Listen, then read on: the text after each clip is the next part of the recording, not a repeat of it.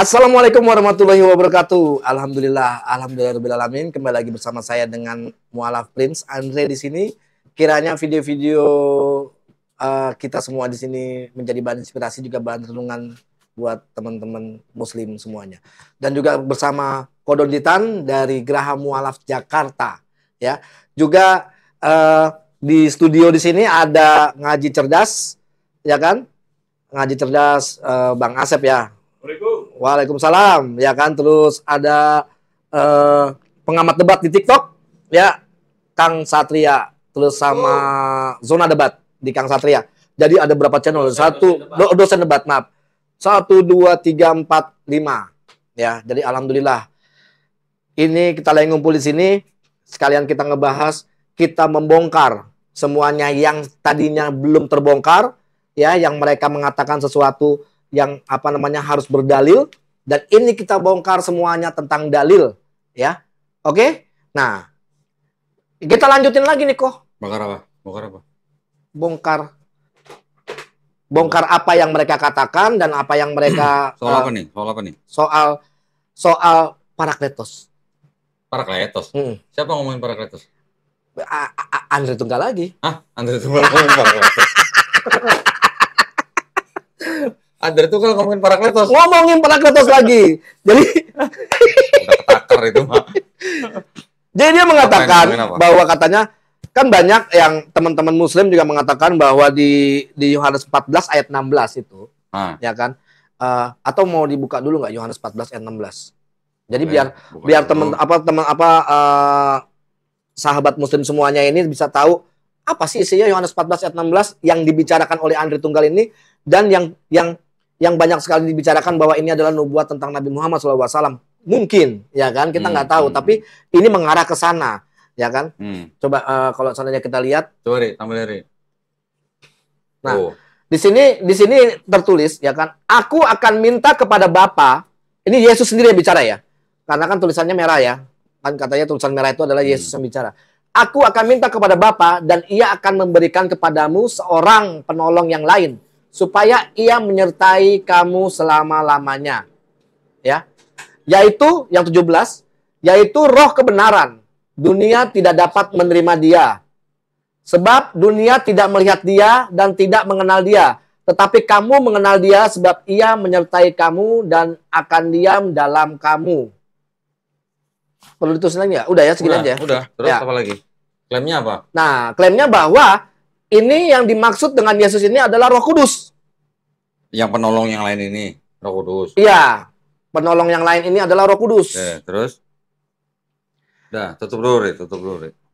Nah, udah. Roh Kudus ini kan kalau seandainya dikatakan, kalau menurut Kodondi nih, zamannya masih kafir. Roh Kudus itu bentuk orang atau roh atau gini. wujud atau gimana? Gini. Mungkin si Andre Tunggal itu ngomong para penghibur yang lain itu adalah Roh Kudus karena dia ngeliat ini. Coba tampil dari. Di pasal yang sama, Yohanes 14 ayat 26 tuh. Tapi penghibur. Yaitu Roh Kudus. Itu Roh Kudus. Nah, karena ada tulisan Roh Kudus, makanya Andre Tunggal bilang bahwa penghibur itu adalah Roh Kudus. Gitu. Oke. Nah, sekarang tutup dulu nih. Oke, sekarang berarti kan istilah bahasa Yunaninya apa tadi? Parakletos atau parakleton, ya kan? Artinya penghibur, atau bahasa Inggris itu advocate. Oke. Kalau kita baca yang di pasal berapa tadi? 16. Aku akan minta kepada Bapa, Ia akan memberikan kepadamu seorang penolong yang lain. Oke. Berarti ini kan seorang parakletos yang lain. Oke. Sekarang Yesus sendiri itu parakletos bukan? Tahu nggak lo? Parakletos. Di mana disebutnya? Kita lihat nih. Yesus juga parakletos. Jadi ini seorang parakletos yang lain ya. 1 Yohanes 2 ayat 1 nih, gue buka ini. 1 Yohanes 2. Tuh. Bahasa Indonesia coba lihat tuh. Baca tuh. Kan judulnya kan Kristus pengantara kita kan? Iya. Anak-anakku, hal-hal ini kutuliskan kepadamu supaya kamu jangan berbuat dosa. Namun jika seorang berbuat dosa, kita mempunyai seorang pengantara kepada Bapa, yaitu Yesus Kristus yang adil. Tadi penolong, penghibur, pengantara, ini bahasa Yunani sama, parakleton. Ya, gue tunjukin nih. Bentar, Yunaninya ya, biar yang lain juga bisa berbaca nih. Bentar, tampilin Ri. Tuh ya. Ini kan seorang penolong yang lain nih, Yohanes 14:16. Ini KJV-nya bahasa Inggris nih, another comforter kan. Nah, ini bahasa Yunaninya nih, parakleton. Itu di situ ada namanya strong number 3875. Iya, 3875. Gue gede nih. Baca nggak? Iya, ini. Ya, ini ya. 3875 kan. Oke, sekarang kita lihat. Nih, 3875 adalah parakletos, ya. Advocate, intercessor, consoler, comforter, helper, atau paraclete gitu ya. Terus kita lihat nih, 1 Yohanes 2:1. Yang tadi udah saya baca nih, seorang pengantara di sini juga parakleton. Mau lihat buktinya? Tadi strong number-nya berapa? 3875. Kita lihat. Nih, sebentar. Tutup dulu ya.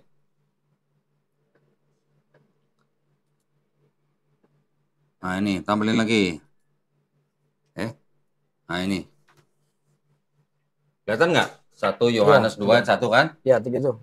Di sini ada apa nih? Advocate kan? Iya. Parakleton 3875. Gue gedein nih.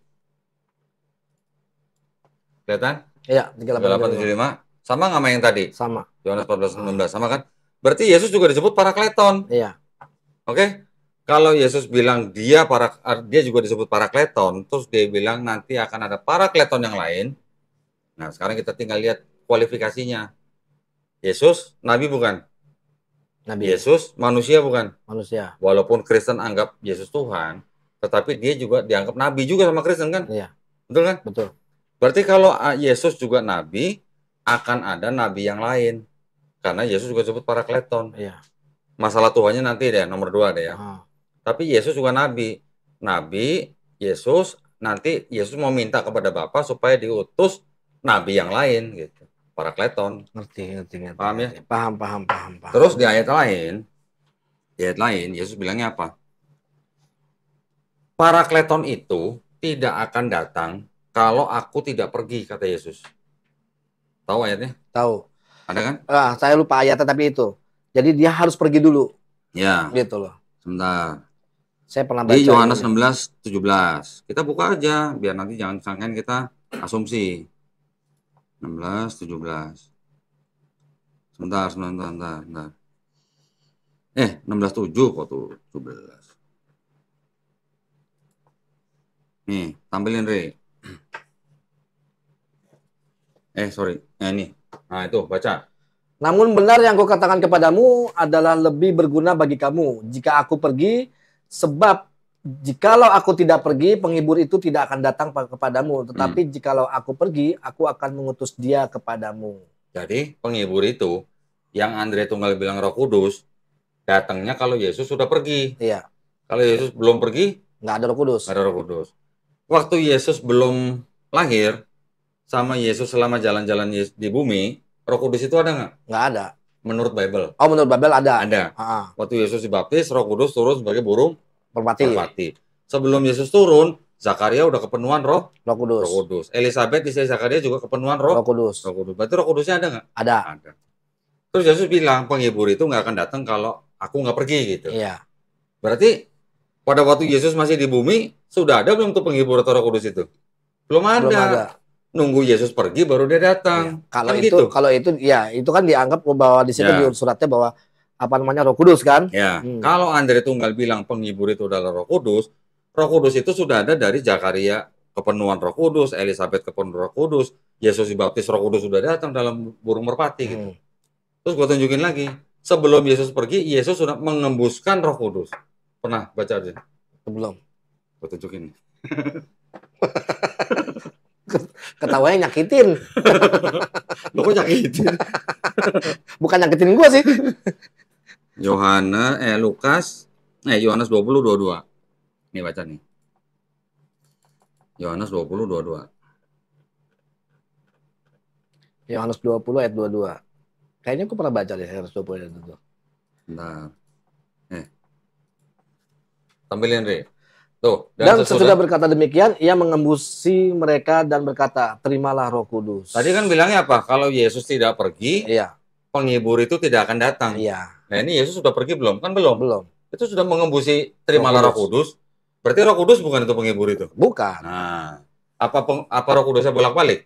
Ya enggak, cuman tadi yang ada ayat itu tadi bahwa apa namanya Parakletos itu apa namanya yang dibaca mungkin dibaca si Andre di ayat yang sama apa namanya penghibur. Itu penghibur adalah Roh Kudus. Jadi itu kalau penghibur itu sama Andre Tunggal dianggap Roh Kudus, sedangkan Yesus bilang kalau Yesus tidak pergi, penghibur itu tidak datang. Tapi sebelum Yesus pergi, Yesus sudah mengembusi dan mengembusi Roh Kudus pada murid-muridnya. Berarti kan berlawanan. Yohanes 14:16 sama tadi ini. Yohanes berapa? 20:22. Kan berlawanan. Jadi yang dimaksud penghibur itu bukan Roh Kudus. Cuman memang ada tulisannya Roh Kudus, tulisannya doang Roh Kudus. Tapi kalau kita baca teliti nih beberapa ayat yang berhubungan dengan itu, nggak nyambung. Ya, terus kalau misalnya dia tulis Roh Kudus itu apa maksudnya? Ya cuman karena ada tulisannya doang. Jadi nggak ada makna sama sekali. Jadi dianggapnya bahwa yang akan datang menghibur murid-murid Yesus itu adalah Roh Kudus.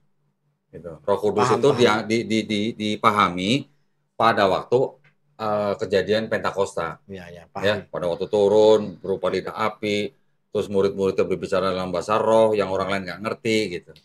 Yang dimaksud sama orang Kristen banyak kan begitu. Iya, dan si Andre ini mengkaitkan seorang penolong yang lain ini adalah Roh Kudus. Padahal ini adalah seorang. Ya kan? Satu seorang. Kedua yang disebut dengan Parakleton itu Yesus juga disebut Parakleton. Iya, maksudnya itu Parakleton pengantara. Sejenis kan? Sejenis. Mau diterjemahin pengantara, penghibur, penolong, advocate, comforter, sama bahasa Yunaninya Parakletos atau Parakleton, strong number-nya 3875. Sama gelarnya kan? Betul kan? Dan Parakleton itu tidak datang kalau Yesus tidak pergi. Iya. Sedangkan sebelum Yesus pergi, Yesus sudah mengembusi Roh Kudus kepada murid-muridnya. Berarti kan nggak nyambung kalau gitu. Berarti yang akan datang itu bukan Roh Kudus. Gitu. Iya. Ini kemarin ada apa namanya debat sama saya ini dengan pertanyaan yang sama. Dia mengatakan bahwa jawaban apa yang pertanyaan kamu itu adalah di Kisah Para Rasul 2 ayat 7. Kisah Para Rasul 2 ayat 7. Coba. Kalau menurut Ko Doni apa? Ini menurut orang Kristen ya. Bahwa ini adalah jawabannya. Saya sih sebenarnya menggelitik buat saya sih. Iya, itu tadi masalah Pentakosta. Iya. Nah, dia mengatakan seperti ini ya kan? Bahwa apa namanya di isinya kan bukanlah mereka semua orang berkata itu orang Galilea. Galilea. Kan begitu? Iya, kan tadi gue bilang. Orang Kristen memahami penghibur itu sebagai Roh Kudus dengan menyangkutkan kepada peristiwa Pentakosta. Pada waktu murid-murid menerima api gitu dalam bentuk api yang dikatakan Roh Kudus turun, terus mereka ngomong dalam bahasa roh yang tidak orang-orang lain tidak tahu gitu loh. Diraba-raba itu gitu ya. Tetapi mereka lupa bahwa satu, Yesus juga disebut sebagai Parakletos ya, dan disebutkan seorang, bukan seroh loh. Iya. Ya. Kalau orang Kristen memahami sebagai Roh Kudus, berarti Roh Kudus itu harus datang setelah Yesus pergi. Iya. Sedangkan Yesus sebelum pergi sudah mengembusi Roh Kudus kepada murid-muridnya. Pada zaman Zakaria udah kepenuhan Roh Kudus, sudah ada Roh Kudus. Elizabeth kepenuhan Roh Kudus, sudah ada Roh Kudus. Waktu Yesus dibaptis, sudah ada Roh Kudus. Terus bagaimana ceritanya kalau aku tidak pergi, baru penghibur itu akan datang disebut Roh Kudus gitu. Roh Kudusnya sudah ada gitu. Dari sebelum Yesus lahir udah ada. Nggak matching kan? Nggak matching. Sangat tidak matching. Nah, terus gini, anggap penghibur itu Roh Kudus menurut Anda ini kan. Kita baca ayat ini, Yohanes 16 ayat 12. Tampilin deh. Kan itu kan masih banyak hal yang harus kukatakan kepadamu kan. Tetapi sekarang kamu belum dapat menanggungnya. Ya. Tetapi apabila ia datang, siapa tuh? Tetapi apabila datang yaitu Roh kebenaran. Bukan Roh Kudus ya? Iya, Roh kebenaran. Kan Andrea Tunggal bilang ini Roh Kudus kan? Iya. Padahal di sini tulisannya roh kebenaran. Terus, kalau laguannya Andre Tunggal nih. Ya, anggap aja lu Andre Tunggal. Ini roh kebenaran lu anggap Roh Tuhan, Kudus. ya. Roh Kudus, Roh kan? Kudus, Roh Kudus. Nah, baca terus. Terus apa? Ia akan memimpin kamu ke dalam seluruh kebenaran. Sebab ia tidak akan berkata-kata dari dirinya sendiri, tapi segala sesuatu yang didengarnya itulah yang akan dikatakannya, dan ia akan memberitakan kepadamu hal-hal yang akan datang. Sekarang kalau anggap aja lu Andre Tunggal, ya. Gua tanya lu ya. Roh Kudus Tuhan bukan? Tuhan. Tuhan. Emang iya Tuhan tidak akan berkata-kata dari dirinya sendiri, tapi segala sesuatu dengannya itulah yang dikatakan. Emang ini Tuhan tidak bisa berkata-kata sendiri? Apa yang mau dilakukan oleh Tuhan bisa aja. Jadi Tuhan hanya bisa mendengar baru dia ngomong gitu? Gak bisa ngomong sendiri gitu? Bisa aja. Sian deh lu. Kesel gak lu? Lu kesel gak gitu? Kesel gak? Nggak, ini Tuhan bukan? Nah, iya, pasti ngomongnya begitu mereka. Kan Roh Kudus Tuhan. Ini sekarang Tuhan kok nggak bisa berkata-kata dari dirinya sendiri gitu loh? Kenapa harus mendengar dari segala sesuatu yang dia dengar baru dia katakan gitu? Kan dia punya kuasa. Kuasa nggak berkata-kata gitu ya? Kesian amat sih lu. Gue pura-pura aja, lu kesel ya? Iya, kan kesian kan? Iya, kadang memaksakan. Ini gue kembali lagi ke Andre nih, Andre Mualaf Prince. Jadi apa ya, kayak pakai switch nggak? Pakai switch nggak? Maksudnya? Switch pindah Andre Tunggal. Andre, oh iya, on off. Udah. Jadi Andre Mualaf Prince. Kan Yesus juga gitu kan, punya switch kan? Kadang Tuhan, kadang enggak, kadang Tuhan, kadang enggak. Jadi ini ada Mualaf Prince.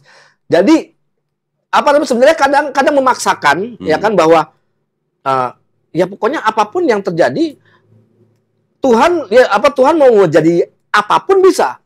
Mau ngapain aja bisa gitu kan. Tapi mereka nggak pakai nalar. Ini kan tadi kan kalimatnya bahwa apa namanya, tidak berkata-kata. Ya kan? Dan terus, apa yang ia dengar. Kan begitu. Tampilin lagi. Nanti sangkain kita ngarang. Iya. Nah, sini tapi apabila ia datang, yaitu roh kebenaran, ia akan memimpin kamu ke dalam seluruh kebenaran. Sebab ia tidak akan berkata-kata dari dirinya sendiri. Berarti Tuhan bukan kalau nggak bisa berkata-kata dari dirinya sendiri. Tidak akan berkata-kata dari dirinya sendiri. Bukan Tuhan dong. Ya bukan lah. Kita pakai logika deh. Iya. Bukan Tuhan. Iya. Tetapi segala sesuatu yang didengarnya, itulah yang akan dikatakannya. Jadi ini perantara dong. Iya. Kalau dia dengar, itulah yang dikatakannya, perantara dong. Harus konsisten. Pengantar dong. Kan harus konsisten loh. Parakletos dong. Roh Kudus Tuhan bukan kalau di Kristen. Tuhan. Masa ya Tuhan nggak bisa berkata-kata dari dirinya sendiri? Gitu. Iya. Jadi ini menggambarkan parakletos dong. Iya. Itu. Nah, sekarang gue punya nih satu nih. Ini pedih beneran. Bener. Mendingan kalau kayak gitu Bang, kayak sama Tuhan berfirman dalam hati. Siapa yang dengar? Iya, itu contohnya seperti itu juga. The Interpreter's Bible, a commentary in 12 volumes. Volume 8 ya, Luke and John. Ini ada 12 buku nih. Itu 2, 3, 4, 5, 6, 7, 8, 9, 10, 11, 12. Ini buku tafsirnya Kristen nih. Ini buku tafsirnya Kristen nih. Resmi nih. Bukain ya, Yohanes. Berapa tadi? 14 ya? 14 ayat 16. Gue bukain. Lukas, Yohanes. Ini kita baca aja tafsirnya. Jadi sama nggak tafsir di sini sama pengertiannya Andre Tunggal gitu. Ya, kita bandingin aja. Punya nggak lo begini? Nggak punya lah. Andre Tunggal punya nggak begini? Alkitab 19-12 saja punya yuk. Bentar. Gue belum tandain sih pakai ini ya. Itu bahasa Inggris ya? Oh iya dong. Masa bahasa Jawa gimana sih lu? Oh, yang boten-boten aja lu gini. Mungkin kalau Andre Tunggal tuh sebelum diterusin ya. Mungkin kalau Andre Tunggal kesini debat sama diskusi sama lu, mungkin kayak si Nuga kali ya. Nggak tahu ya. Diem, bengong. Mungkin. Kan kita nggak ini. Yohanes 14 ayat 16. Gue lagi cari ini ya, spiritnya. Apa sebentar. Tafsirnya. Spirit of Truth. Ini halamannya ada nih, sebentar ya.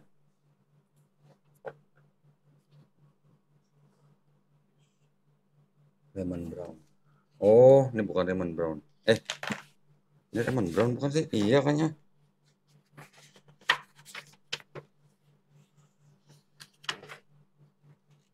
Bukan, ini campuran. Ini ada George Arthur Buttrick, Walter Russell Bowie, dan sebagainya. Oke. Mau baca ya, ayat 16 tadi ya? Ya. 14, 16. And I will pray to the Father, He will give you another comforter that may abide with you forever. Sebentar. Panjang bener ini.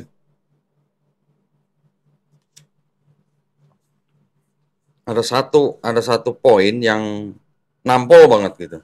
Ya, tar dulu. Ngomong dulu deh. Ya. Gue cariin.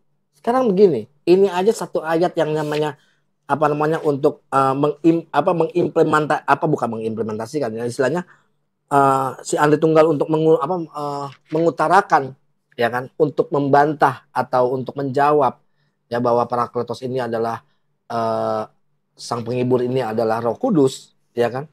Dengan semudah itu dia katakan dia seorang pendeta. Harusnya dia bisa ulas, atau sebenarnya dia tahu tapi dia nggak mau kasih tahu.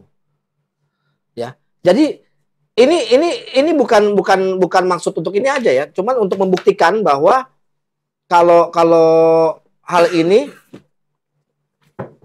bisa dijawab berdasarkan data, dalil, dan yang menjawab itu adalah Bible-mu sendiri. Bukan dari kita, bukan dari perkataan-perkataan siapapun, bukan dari tafsiran siapapun, dan ini yang menjawab adalah Bible-mu sendiri. Gitu loh. Nah, ini juga lagi dicari sama Kodonitan adalah tafsirannya yang sesuai dengan tafsiran orang Kristen, ya kan?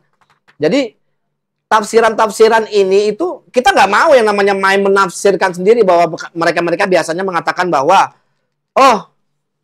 biasa itu Donditan tuh nafsir aja sendiri-sendiri, asal ya kan, sok tahu ya, Mualaf Prince apalagi begini segala macam. Ini buktinya bahwa Kodondi juga lagi nyari untuk supaya ada tafsiran-tafsiran yang sesuai dengan apa yang dikatakan oleh umat Kristen itu sendiri. Ternyata bukan di sini. Nih, saya tampilkan aja ya. Iya. Tampilkan aja. Ini Bible Commentary. Bentar. Dan ini bisa dipertanggungjawabkan. Iya dong. Harus dong. Nih, tolong tampilin, Re, sebentar, Re.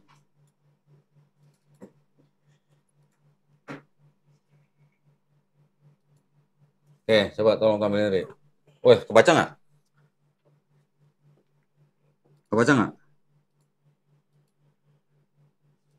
Segini kebaca ya? Kebaca. Baca ya? Kebaca. Tuh kebaca. Nih, Bible Commentary, Epistle of John, yang menafsirkan Raymond E. Brown. Raymond E. Brown ini terkenal loh ya. Dia diterima loh ya. The Paraclete Spirit, ya. Ini kan John pasal 14 ayat 15 sampai 17 kan. Kok nggak ada yang dipegang buat nunjuk ya? The condition for the gift of the Spirit is our keeping the commandment. Jadi kondisi daripada pemberian daripada Roh itu adalah penjagaan kita, pemeliharaan kita terhadap perintah-perintah. Which is after all the test of our love for Jesus, yaitu secara keseluruhan adalah ujian untuk cinta atau kasih kita kepada Yesus. Oke. Pasal 16. Ayat 16. This is the first of two promises of the Paraclete in chapter 14. Jadi ini adalah janji kedua daripada Parakletos di pasal ke-14. Paraclete, one called alongside in NAB advocate, atau yang di Bible versi New American Bible itu disebut sebagai advocate, is a legal term, adalah istilahnya istilah yang disahkan, yang sah gitulah. It means a counselor who supports a defendant at a trial. Itu artinya adalah seorang pembela yang mendukung seseorang yang dituduh di dalam pengadilan. Yeah. The Spirit then will be the great defender of the disciples. Jadi Roh itu akan menjadi pembela yang kuat dari disciple, murid-murid, gitu ya, murid-murid Yesus. Notice that the Spirit is another Paraclete. Perhatikan bahwa Spirit itu adalah Parakletos yang lain. Karena for Jesus himself has been a Paraclete or defender of the disciples on earth and will continue to be so in heaven. Karena Yesus sendiri juga sebagai paraklit atau parakletos atau pembela daripada murid-muridnya di atas bumi dan juga akan berlanjut di surga. Perhatikan nih ayat 17 nih. The expression Spirit of Truth is Johannine. Maksudnya tahu nggak Johannine? Yohanes, bukan. Johannine itu artinya yang sesuai dengan pemikiran-pemikiran penulis kitab Yohanes. Perhatikan yang digarisbawahi ini. And interestingly enough, common in the Dead Sea Scrolls, but not in a divine sense. Jadi, dan cukup menariknya, ya, seperti yang ada di dalam Dead Sea Scroll, ya, manuskrip Dead Sea Scroll, tetapi bukan dalam hal keilahian. Jadi maksudnya spirit itu, paraklit itu bukan yang bersifat ilahi. Nih, ini yang ngomong Raymond Brown loh ya.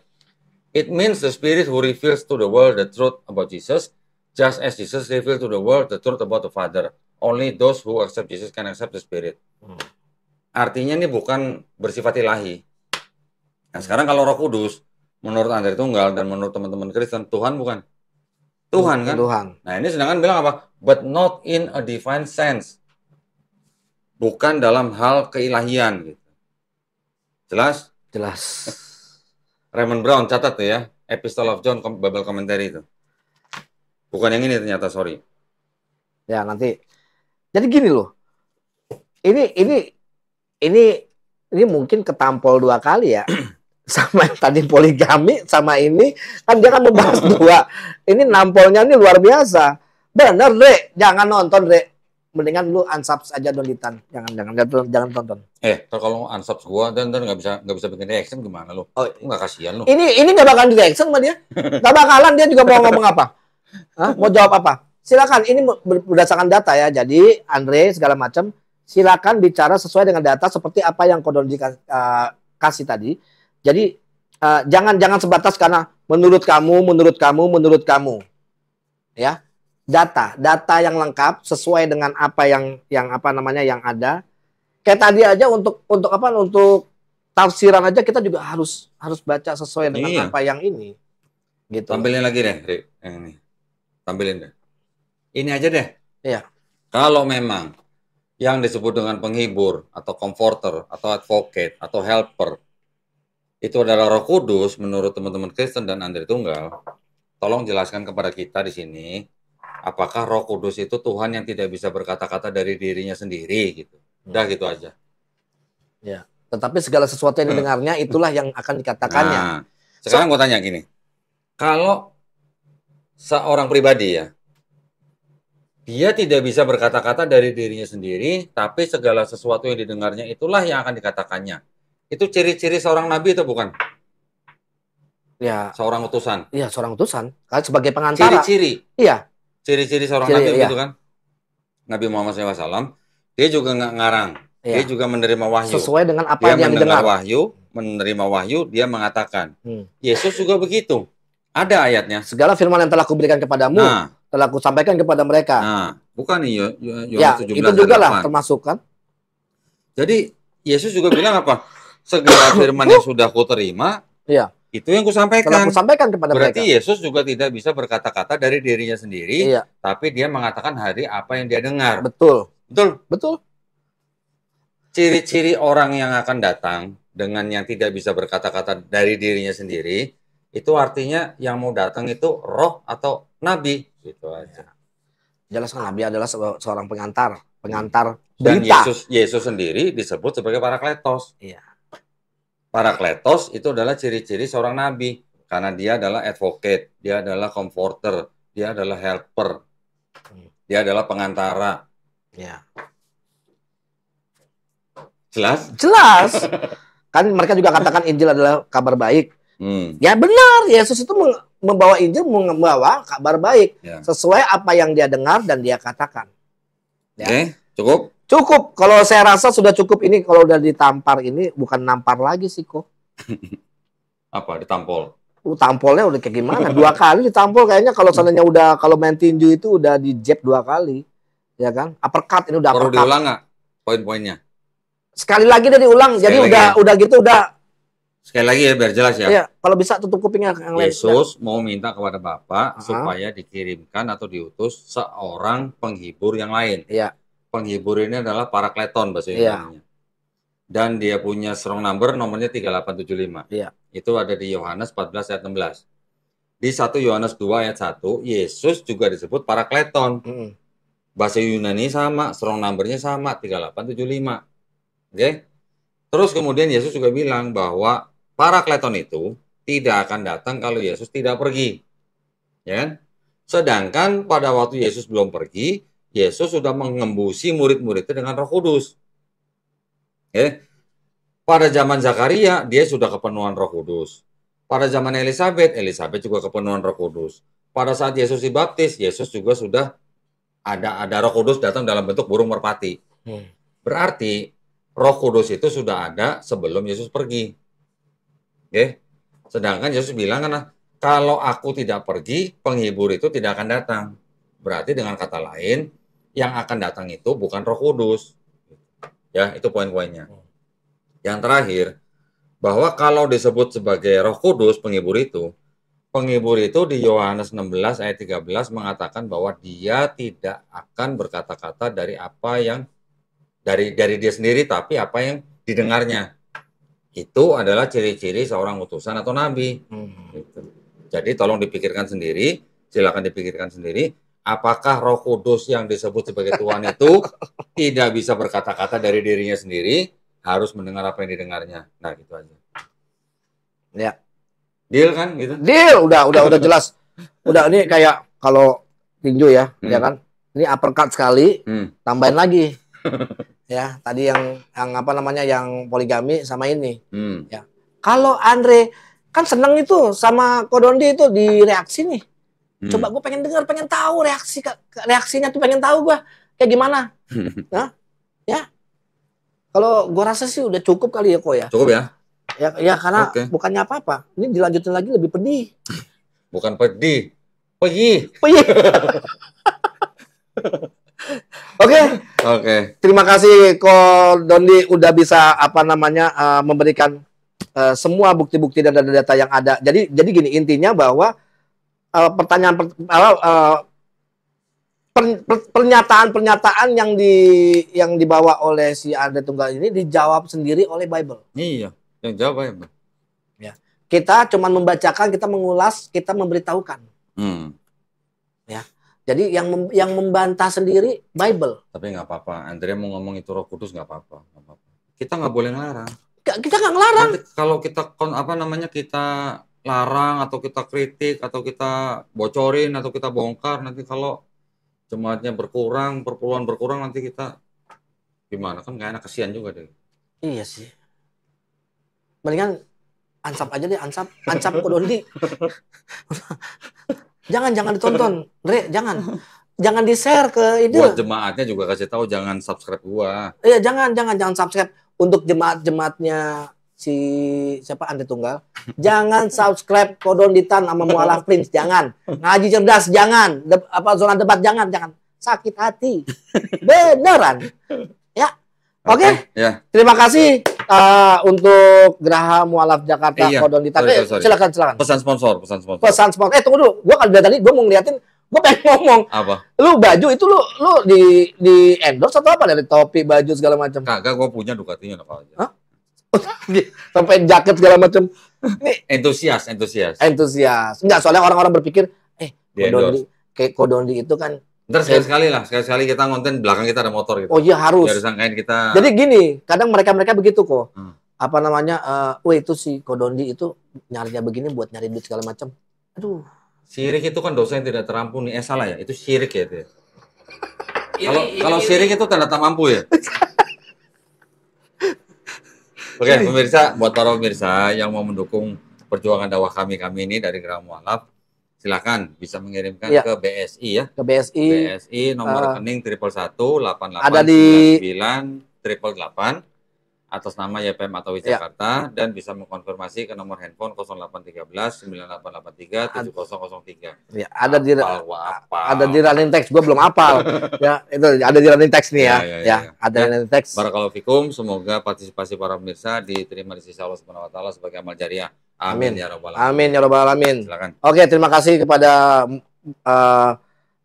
Geraha Mu'alaf Jakarta, terus Ngaji Cerdas ya kan, yang sudah ya selalu menemani kita ini, selalu Ngaji Cerdas, mendukung dan mensupport. Muka lu seneng banget, Re. Hah? Muka lu seneng banget. Seneng. Ini dapat kamera. Dan terima kasih buat kedonitan. Saya dikasih nyicil buat kamera. Alhamdulillah ya Allah, ya kan. Juga buat pengamat debat dan dosen debat, pengamat debat ya. Oh, dia nggak dapat kamera ya? Enggak ada. Kasih istri aja, kasih istri. Belum tentu. Hah? Belum tentu dia belum tentu mau. Oh, belum tentu mau. Dia belum tentu doyan istri maksudnya. Gua normal. Oke, terima kasih. Mohon undur diri. Wassalamualaikum warahmatullahi wabarakatuh.